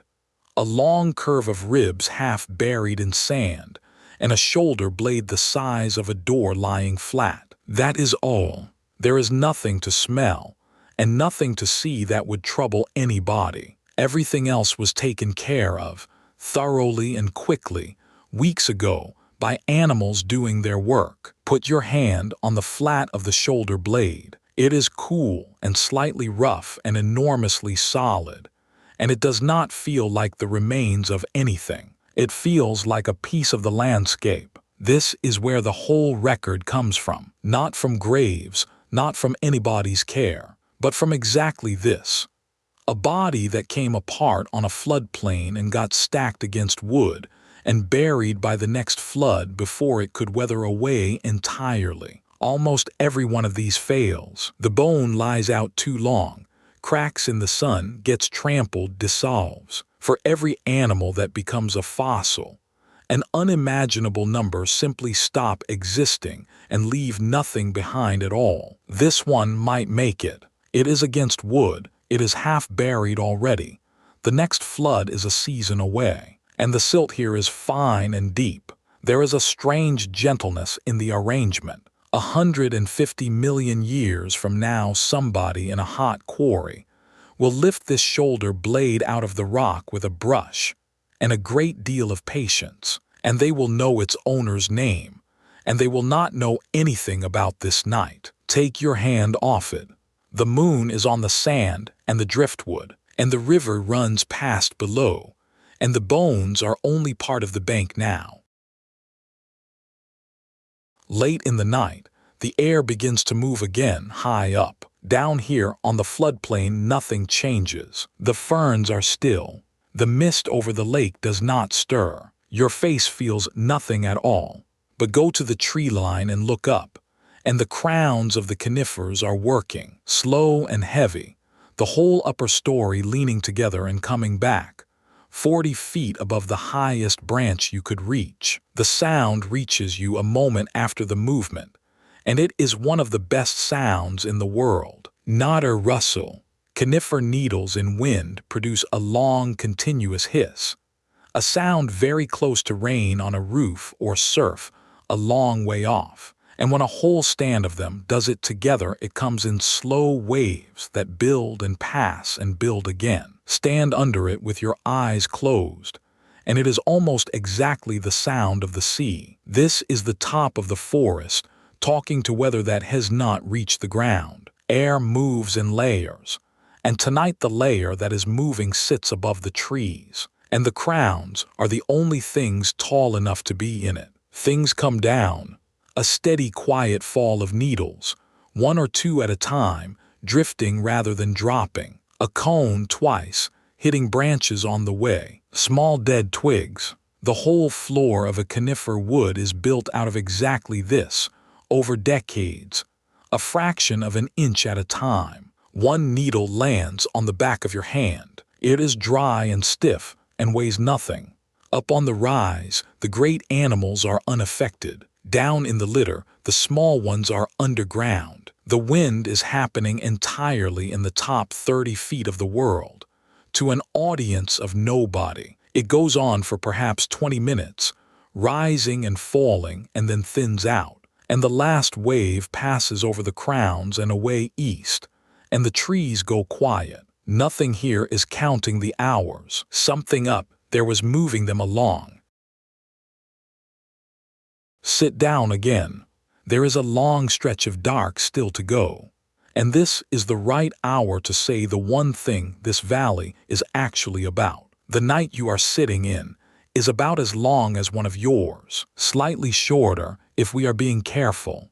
The Earth spins a little slower every century because the moon is very gently putting the brakes on. And 150 million years ago, a day here ran to about 23 hours rather than 24. You would never notice, but over that kind of time, it adds up to a whole hour. And the animals asleep on the rise are living a day that is measurably shorter than yours. Here is the part that is hard to hold, and there is no shame in failing to hold it, because nobody can. The distance between tonight and your own bed is 150 million years. The last of the great ones died out about 66 million years ago, leaving only the birds. That leaves 84 million years between this valley and that ending. Which is longer? So a Tyrannosaurus is closer in time to you, lying in bed, than it is to this night. The great long-necked animals on the rise were already ancient history to it. Deep time does not work like a picture. It works like this. Everything you were taught to think of as one great age of monsters was a span so long that the monsters themselves went extinct and were replaced several times over, and no single animal in this valley would ever see any of it. And this particular night, the one you are sitting in, lasted about 11 hours and then ended, the way they all did, 100 million of them, one after another, over this floodplain. Nobody counted a single one. The river goes past. The stars have moved again. There is something restful in a scale that large. Once you stop fighting it, nothing you are carrying is required to survive it.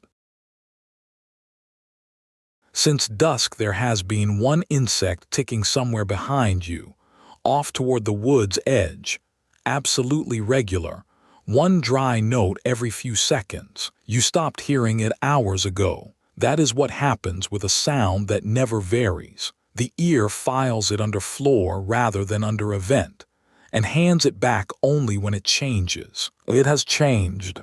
The gaps have got longer. Listen now and count. There is the note. Then a pause that runs on past where it used to end, and then another note, and another pause longer still. Whatever it is running down with the temperature, the way everything small and cold-blooded runs down, and it has been doing this gradually since the middle of the night, without either of you noticing. Nothing has happened to it. It is not in trouble. Its muscles are simply working more slowly in cooler air, and the rate of everything it does has come off with the thermometer, and when the sun comes back so will it. The gap now is very long, half a minute perhaps. Then the note comes once more, and it is the last one. You will sit for several minutes afterwards, waiting for it, before you accept that it has stopped. That is a strange small feeling, and it deserves naming, because it is the same feeling as a clock in an empty house running down, and it is one of the quietest things that can happen to a person at 4 in the morning. What is left now is the river, and only the river. Everything else in this valley has gone, as quiet as it is going to get. No insects, no frogs, no wind in the crowns, nothing awake and moving anywhere that we can hear from here, in any direction, for miles. This is the floor of the night. It cannot get any more still than this, and it will not stay this way for long, because the east is already thinking about the light. Breathe out. Let your shoulders go. There is nothing left to listen for. Nothing here is counting the hours. And now, at last, nothing here is even ticking. The gray in the east has spread far enough now to reach the water, and the mist over the shallow lake begins to go. It does not blow away. There is still no wind.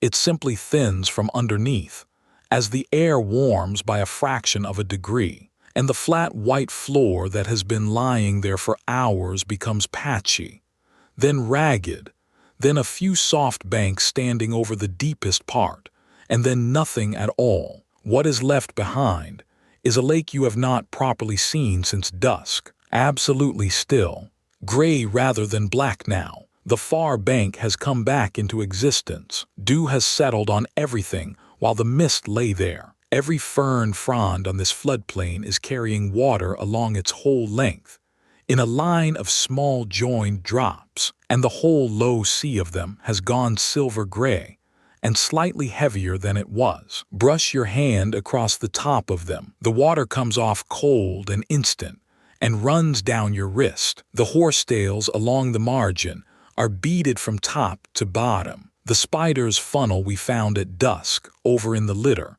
is picked out now in gray water, a perfect flat sheet of it you could not have seen an hour ago. The tracks around the lake edge have filled to the brim. Each great round sauropod print is a small still pool with the gray sky in it. Nothing has arrived, nothing has left. The valley is exactly as it was, only visible again, which is most of what a morning is. Down in the fern litter, the night shift is finishing. They come out for a last round before the light. The same shrew-shaped, mouse-shaped, pointed-faced animals, moving through the wet undergrowth in quick, low bursts, working the ground over one more time. Everything is heavier now with the dew, and they push through it rather than run over it, and their fur is soaked along the flanks within a minute. That costs them. A small, warm animal in wet, cold undergrowth is losing heat fast, and this last round is a calculation, and it is worth it only because the beetles are slow in the cold and easy to catch. One of them finds something good under a fallen frond and eats it where it stands, sitting up on its haunches, holding it in both front feet, working through it with quick side-to-side movements of the jaw. Another is carrying nesting material, a wad of dry fiber nearly as big as its own head, and it is having trouble with it, and it stops twice to get a better grip, and finally goes down a hole with the whole bundle jammed in beside it. Then one by one, over about a quarter of an hour, they go in, down the burrows into the log, under the root plate. The litter goes still. They will sleep all day down there, curled, warm, tails over their faces, while the enormous world goes about its business a few feet overhead. Tonight they will come out and do this again. For 100 million years, this was the whole arrangement, and it worked perfectly well, and none of them ever knew they were early. Under the roots, the great lying shape has changed the rhythm of its breathing. Watch. It has been the same slow count all night, and now it is not. 2 quicker breaths. A long one. The head, which has been turned in against the shoulder since before we first found it, lifts about a hand's width and settles again. Then the eye opens. There is nothing dramatic in it. It opens the way an eye opens, slowly, and the pupil adjusts, and it is looking straight ahead at a patch of needle litter, and probably not seeing anything in particular. It lies there awake for a long time, several minutes. This is the least famous thing a predator does, and the thing it does most. Then it gets up, and getting up is a production. The head comes round and the neck straightens. The forelimbs, which are small only in photographs, brace against the ground. The whole back end lifts first, hips rising, tail counterweighting, and then the front comes up in one long push, and the animal is standing, and it is enormous, and it shakes itself from the head backwards exactly like a wet dog. It stretches. One hind leg goes back and the toes spread, then the other. The tail lifts and lowers. It stands in the gray light, doing nothing at all for another minute, and then walks off along the ridge, unhurried, the head swinging slightly with each step, and the sound it makes going through the fern is a long, continuous soft crashing that fades out gradually, rather than stopping. It is not hunting. It is going down to the water, because it has been asleep all night and it is thirsty. And that is what everything in this valley does first. Up on the rise, the ring of hills begins to come apart. The ones that were standing move first. Heads that have hung all night come up slowly, and the necks straighten, and there is a general shifting of weight, and a great deal of very slow blinking. The ones lying down have a harder job. Watch the nearest of them do it, because it takes almost a full minute, and there is no hurry anywhere in it. The neck comes up and round first, off the flank, and stretches out ahead along the ground, which puts the weight forward. Then the forelimbs work under the chest. Then the hips lift, back in first, that same order as the hunter. And the animal stands with its head still low and stays like that, gathering itself. Only then does the neck come up to its full working height. It shakes, and dust and dew come off it together in a cloud that hangs and settles. The young one is up before any of them, and is already walking around the outside of the group looking for something to do. The old one at the end of the ring has been standing all night, and does not have to do any of this. It simply starts walking before the others, down the slope toward the water, on that stiff left forefoot, and the others fall in behind it, without any signal being given. They come down through the ferns in a loose line in the gray light, the way they came up in the gold light 9 hours ago, and the fern tops close behind them. Nothing here is counting the hours, but the valley has a rhythm, and this is part of it, and it has been part of it for longer than anything has a name. The light has been gray for a long time, and now, without any announcement, it stops being gray. It starts with the greens. The fern beds go first, coming up out of the flat pewter into a real color, low and soft at first, and then unmistakable. Then the horsetails along the water, which are a slightly bluer green. Then the great conifers, which have been black paper cutouts since the moon rose, become trees again, with individual branches and a depth to them. The browns come next.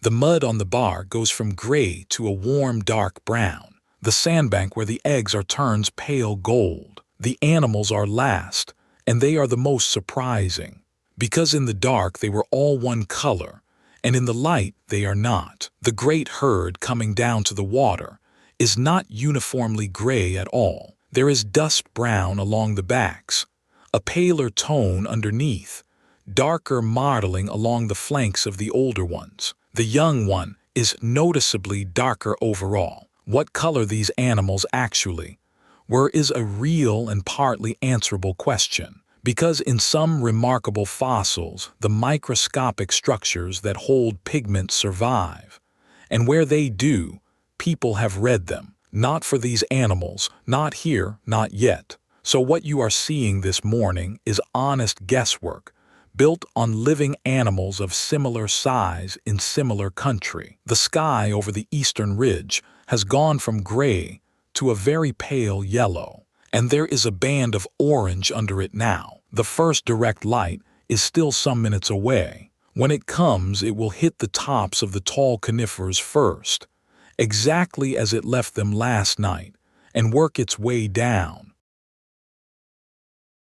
The sun comes over the ridge, and the valley fills the way a bath fills from one end. The light comes across the top of the trees first, and every crown on the eastern side goes gold at once, while everything below stays in shadow. Then it comes down the slope, unhurried, a visible line moving over the ferns, and everything it crosses lifts slightly, because dew evaporating off a fern bed makes the whole surface stir. Steam comes off the shallow lake in thin vertical threads that lean and break. The river takes the light last because it lies lowest, and when it does, the whole channel goes from gray to bright brown gold in about a minute, and the sandbar you are sitting on becomes warm under your hands. Insects start immediately.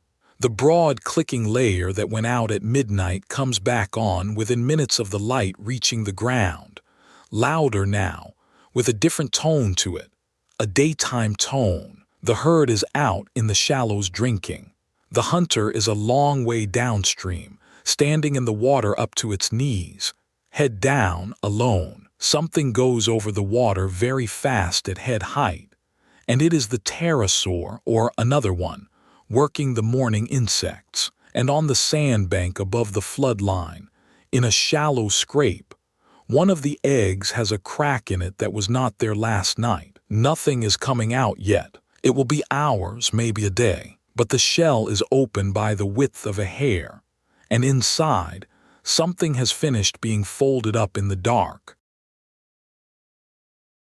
Out in the shallows, the great animals have finished drinking, and one by one they lift their heads. There is no signal. Nothing is called. The old one at the front simply turns upstream, water running off its jaw, and starts walking. The others come round behind it over the next several minutes, in no particular order. Watch how they go.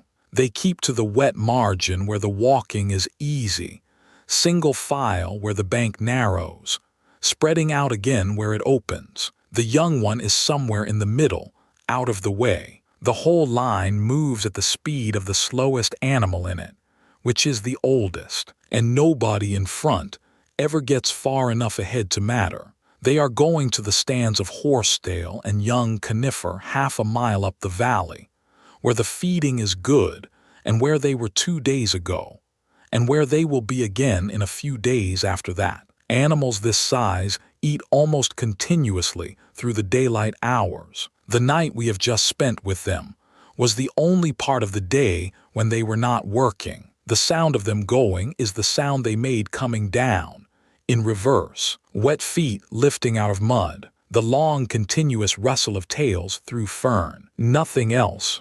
Where they have stood, the shallows are churned to brown soup, and it will take an hour to clear. Their tracks go up the bar in 2 overlapping lines, and everyone is filling with water as you watch. By tomorrow, the current will have softened the edges of all of them. The last of the line goes round the bend and out of sight. You can hear them for a while after that.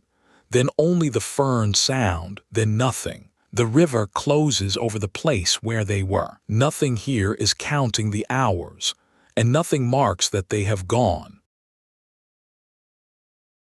There is a movement at the wood's edge in the new light. It is the small feathered one we watched hunting in the dark. In daylight you can finally see it properly, and it is worth the wait. The coat of fine fibers is a dull barred brown, darker along the back, paler underneath. It holds the shape of the body, the way a bird's plumage does rather than lying flat like fur. Around the head, the fibers are shorter and finer.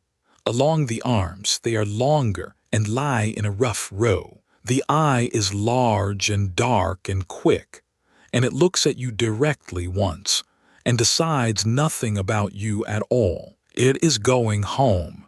Everything else in this valley is waking up, and this one has been working all night, and it is finished.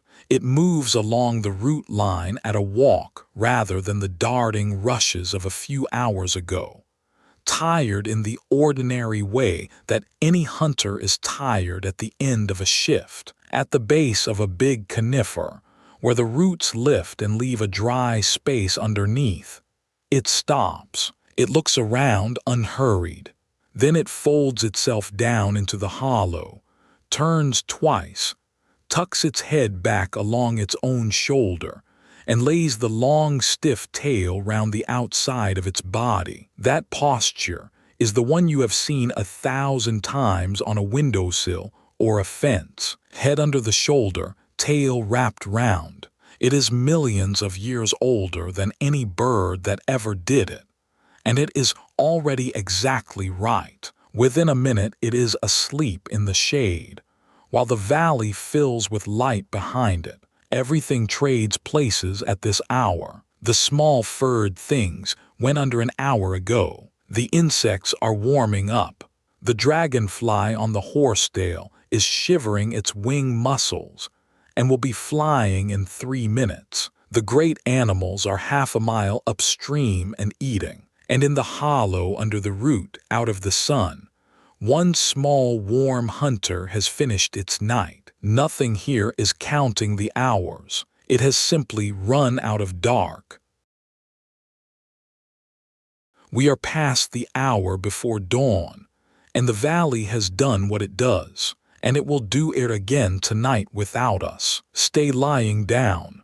There is no more to see, and nothing left that needs your attention. And the sun on the sandbar is warm now, in the way that makes it hard to sit up. Think, if you are still with me, about how little of this was ever meant to be known. There was no witness. Nothing here wrote anything down, or intended anything, or noticed that it was living in an age that would one day be given a name and put in books for children. It was simply a warm valley with a river in it. On an ordinary night, out of 100 million ordinary nights, everything we walked through is going into the mud tonight and every night. The footprints filling with water, the shed tooth, the cone that came down through the branches, the resin on the bark with a beetle's wing in it. Almost all of it will be lost, and a little of it will not. And out of that little, we built the entire evening you have just spent. The herd is at the water. The small furred things are asleep in the ground, with their tails over their faces. The eggs are warm. The old one is drinking, on the outside of the group, where it has always been. Nothing here is counting the hours. Nothing here ever did. That is what the quiet was all night. The one you noticed and could not name at first. Wherever you are, and whatever is waiting for you when you open your eyes, none of it is required for a while yet. The valley has no name. The night is over. The light is coming up the river. This was worlds before morning.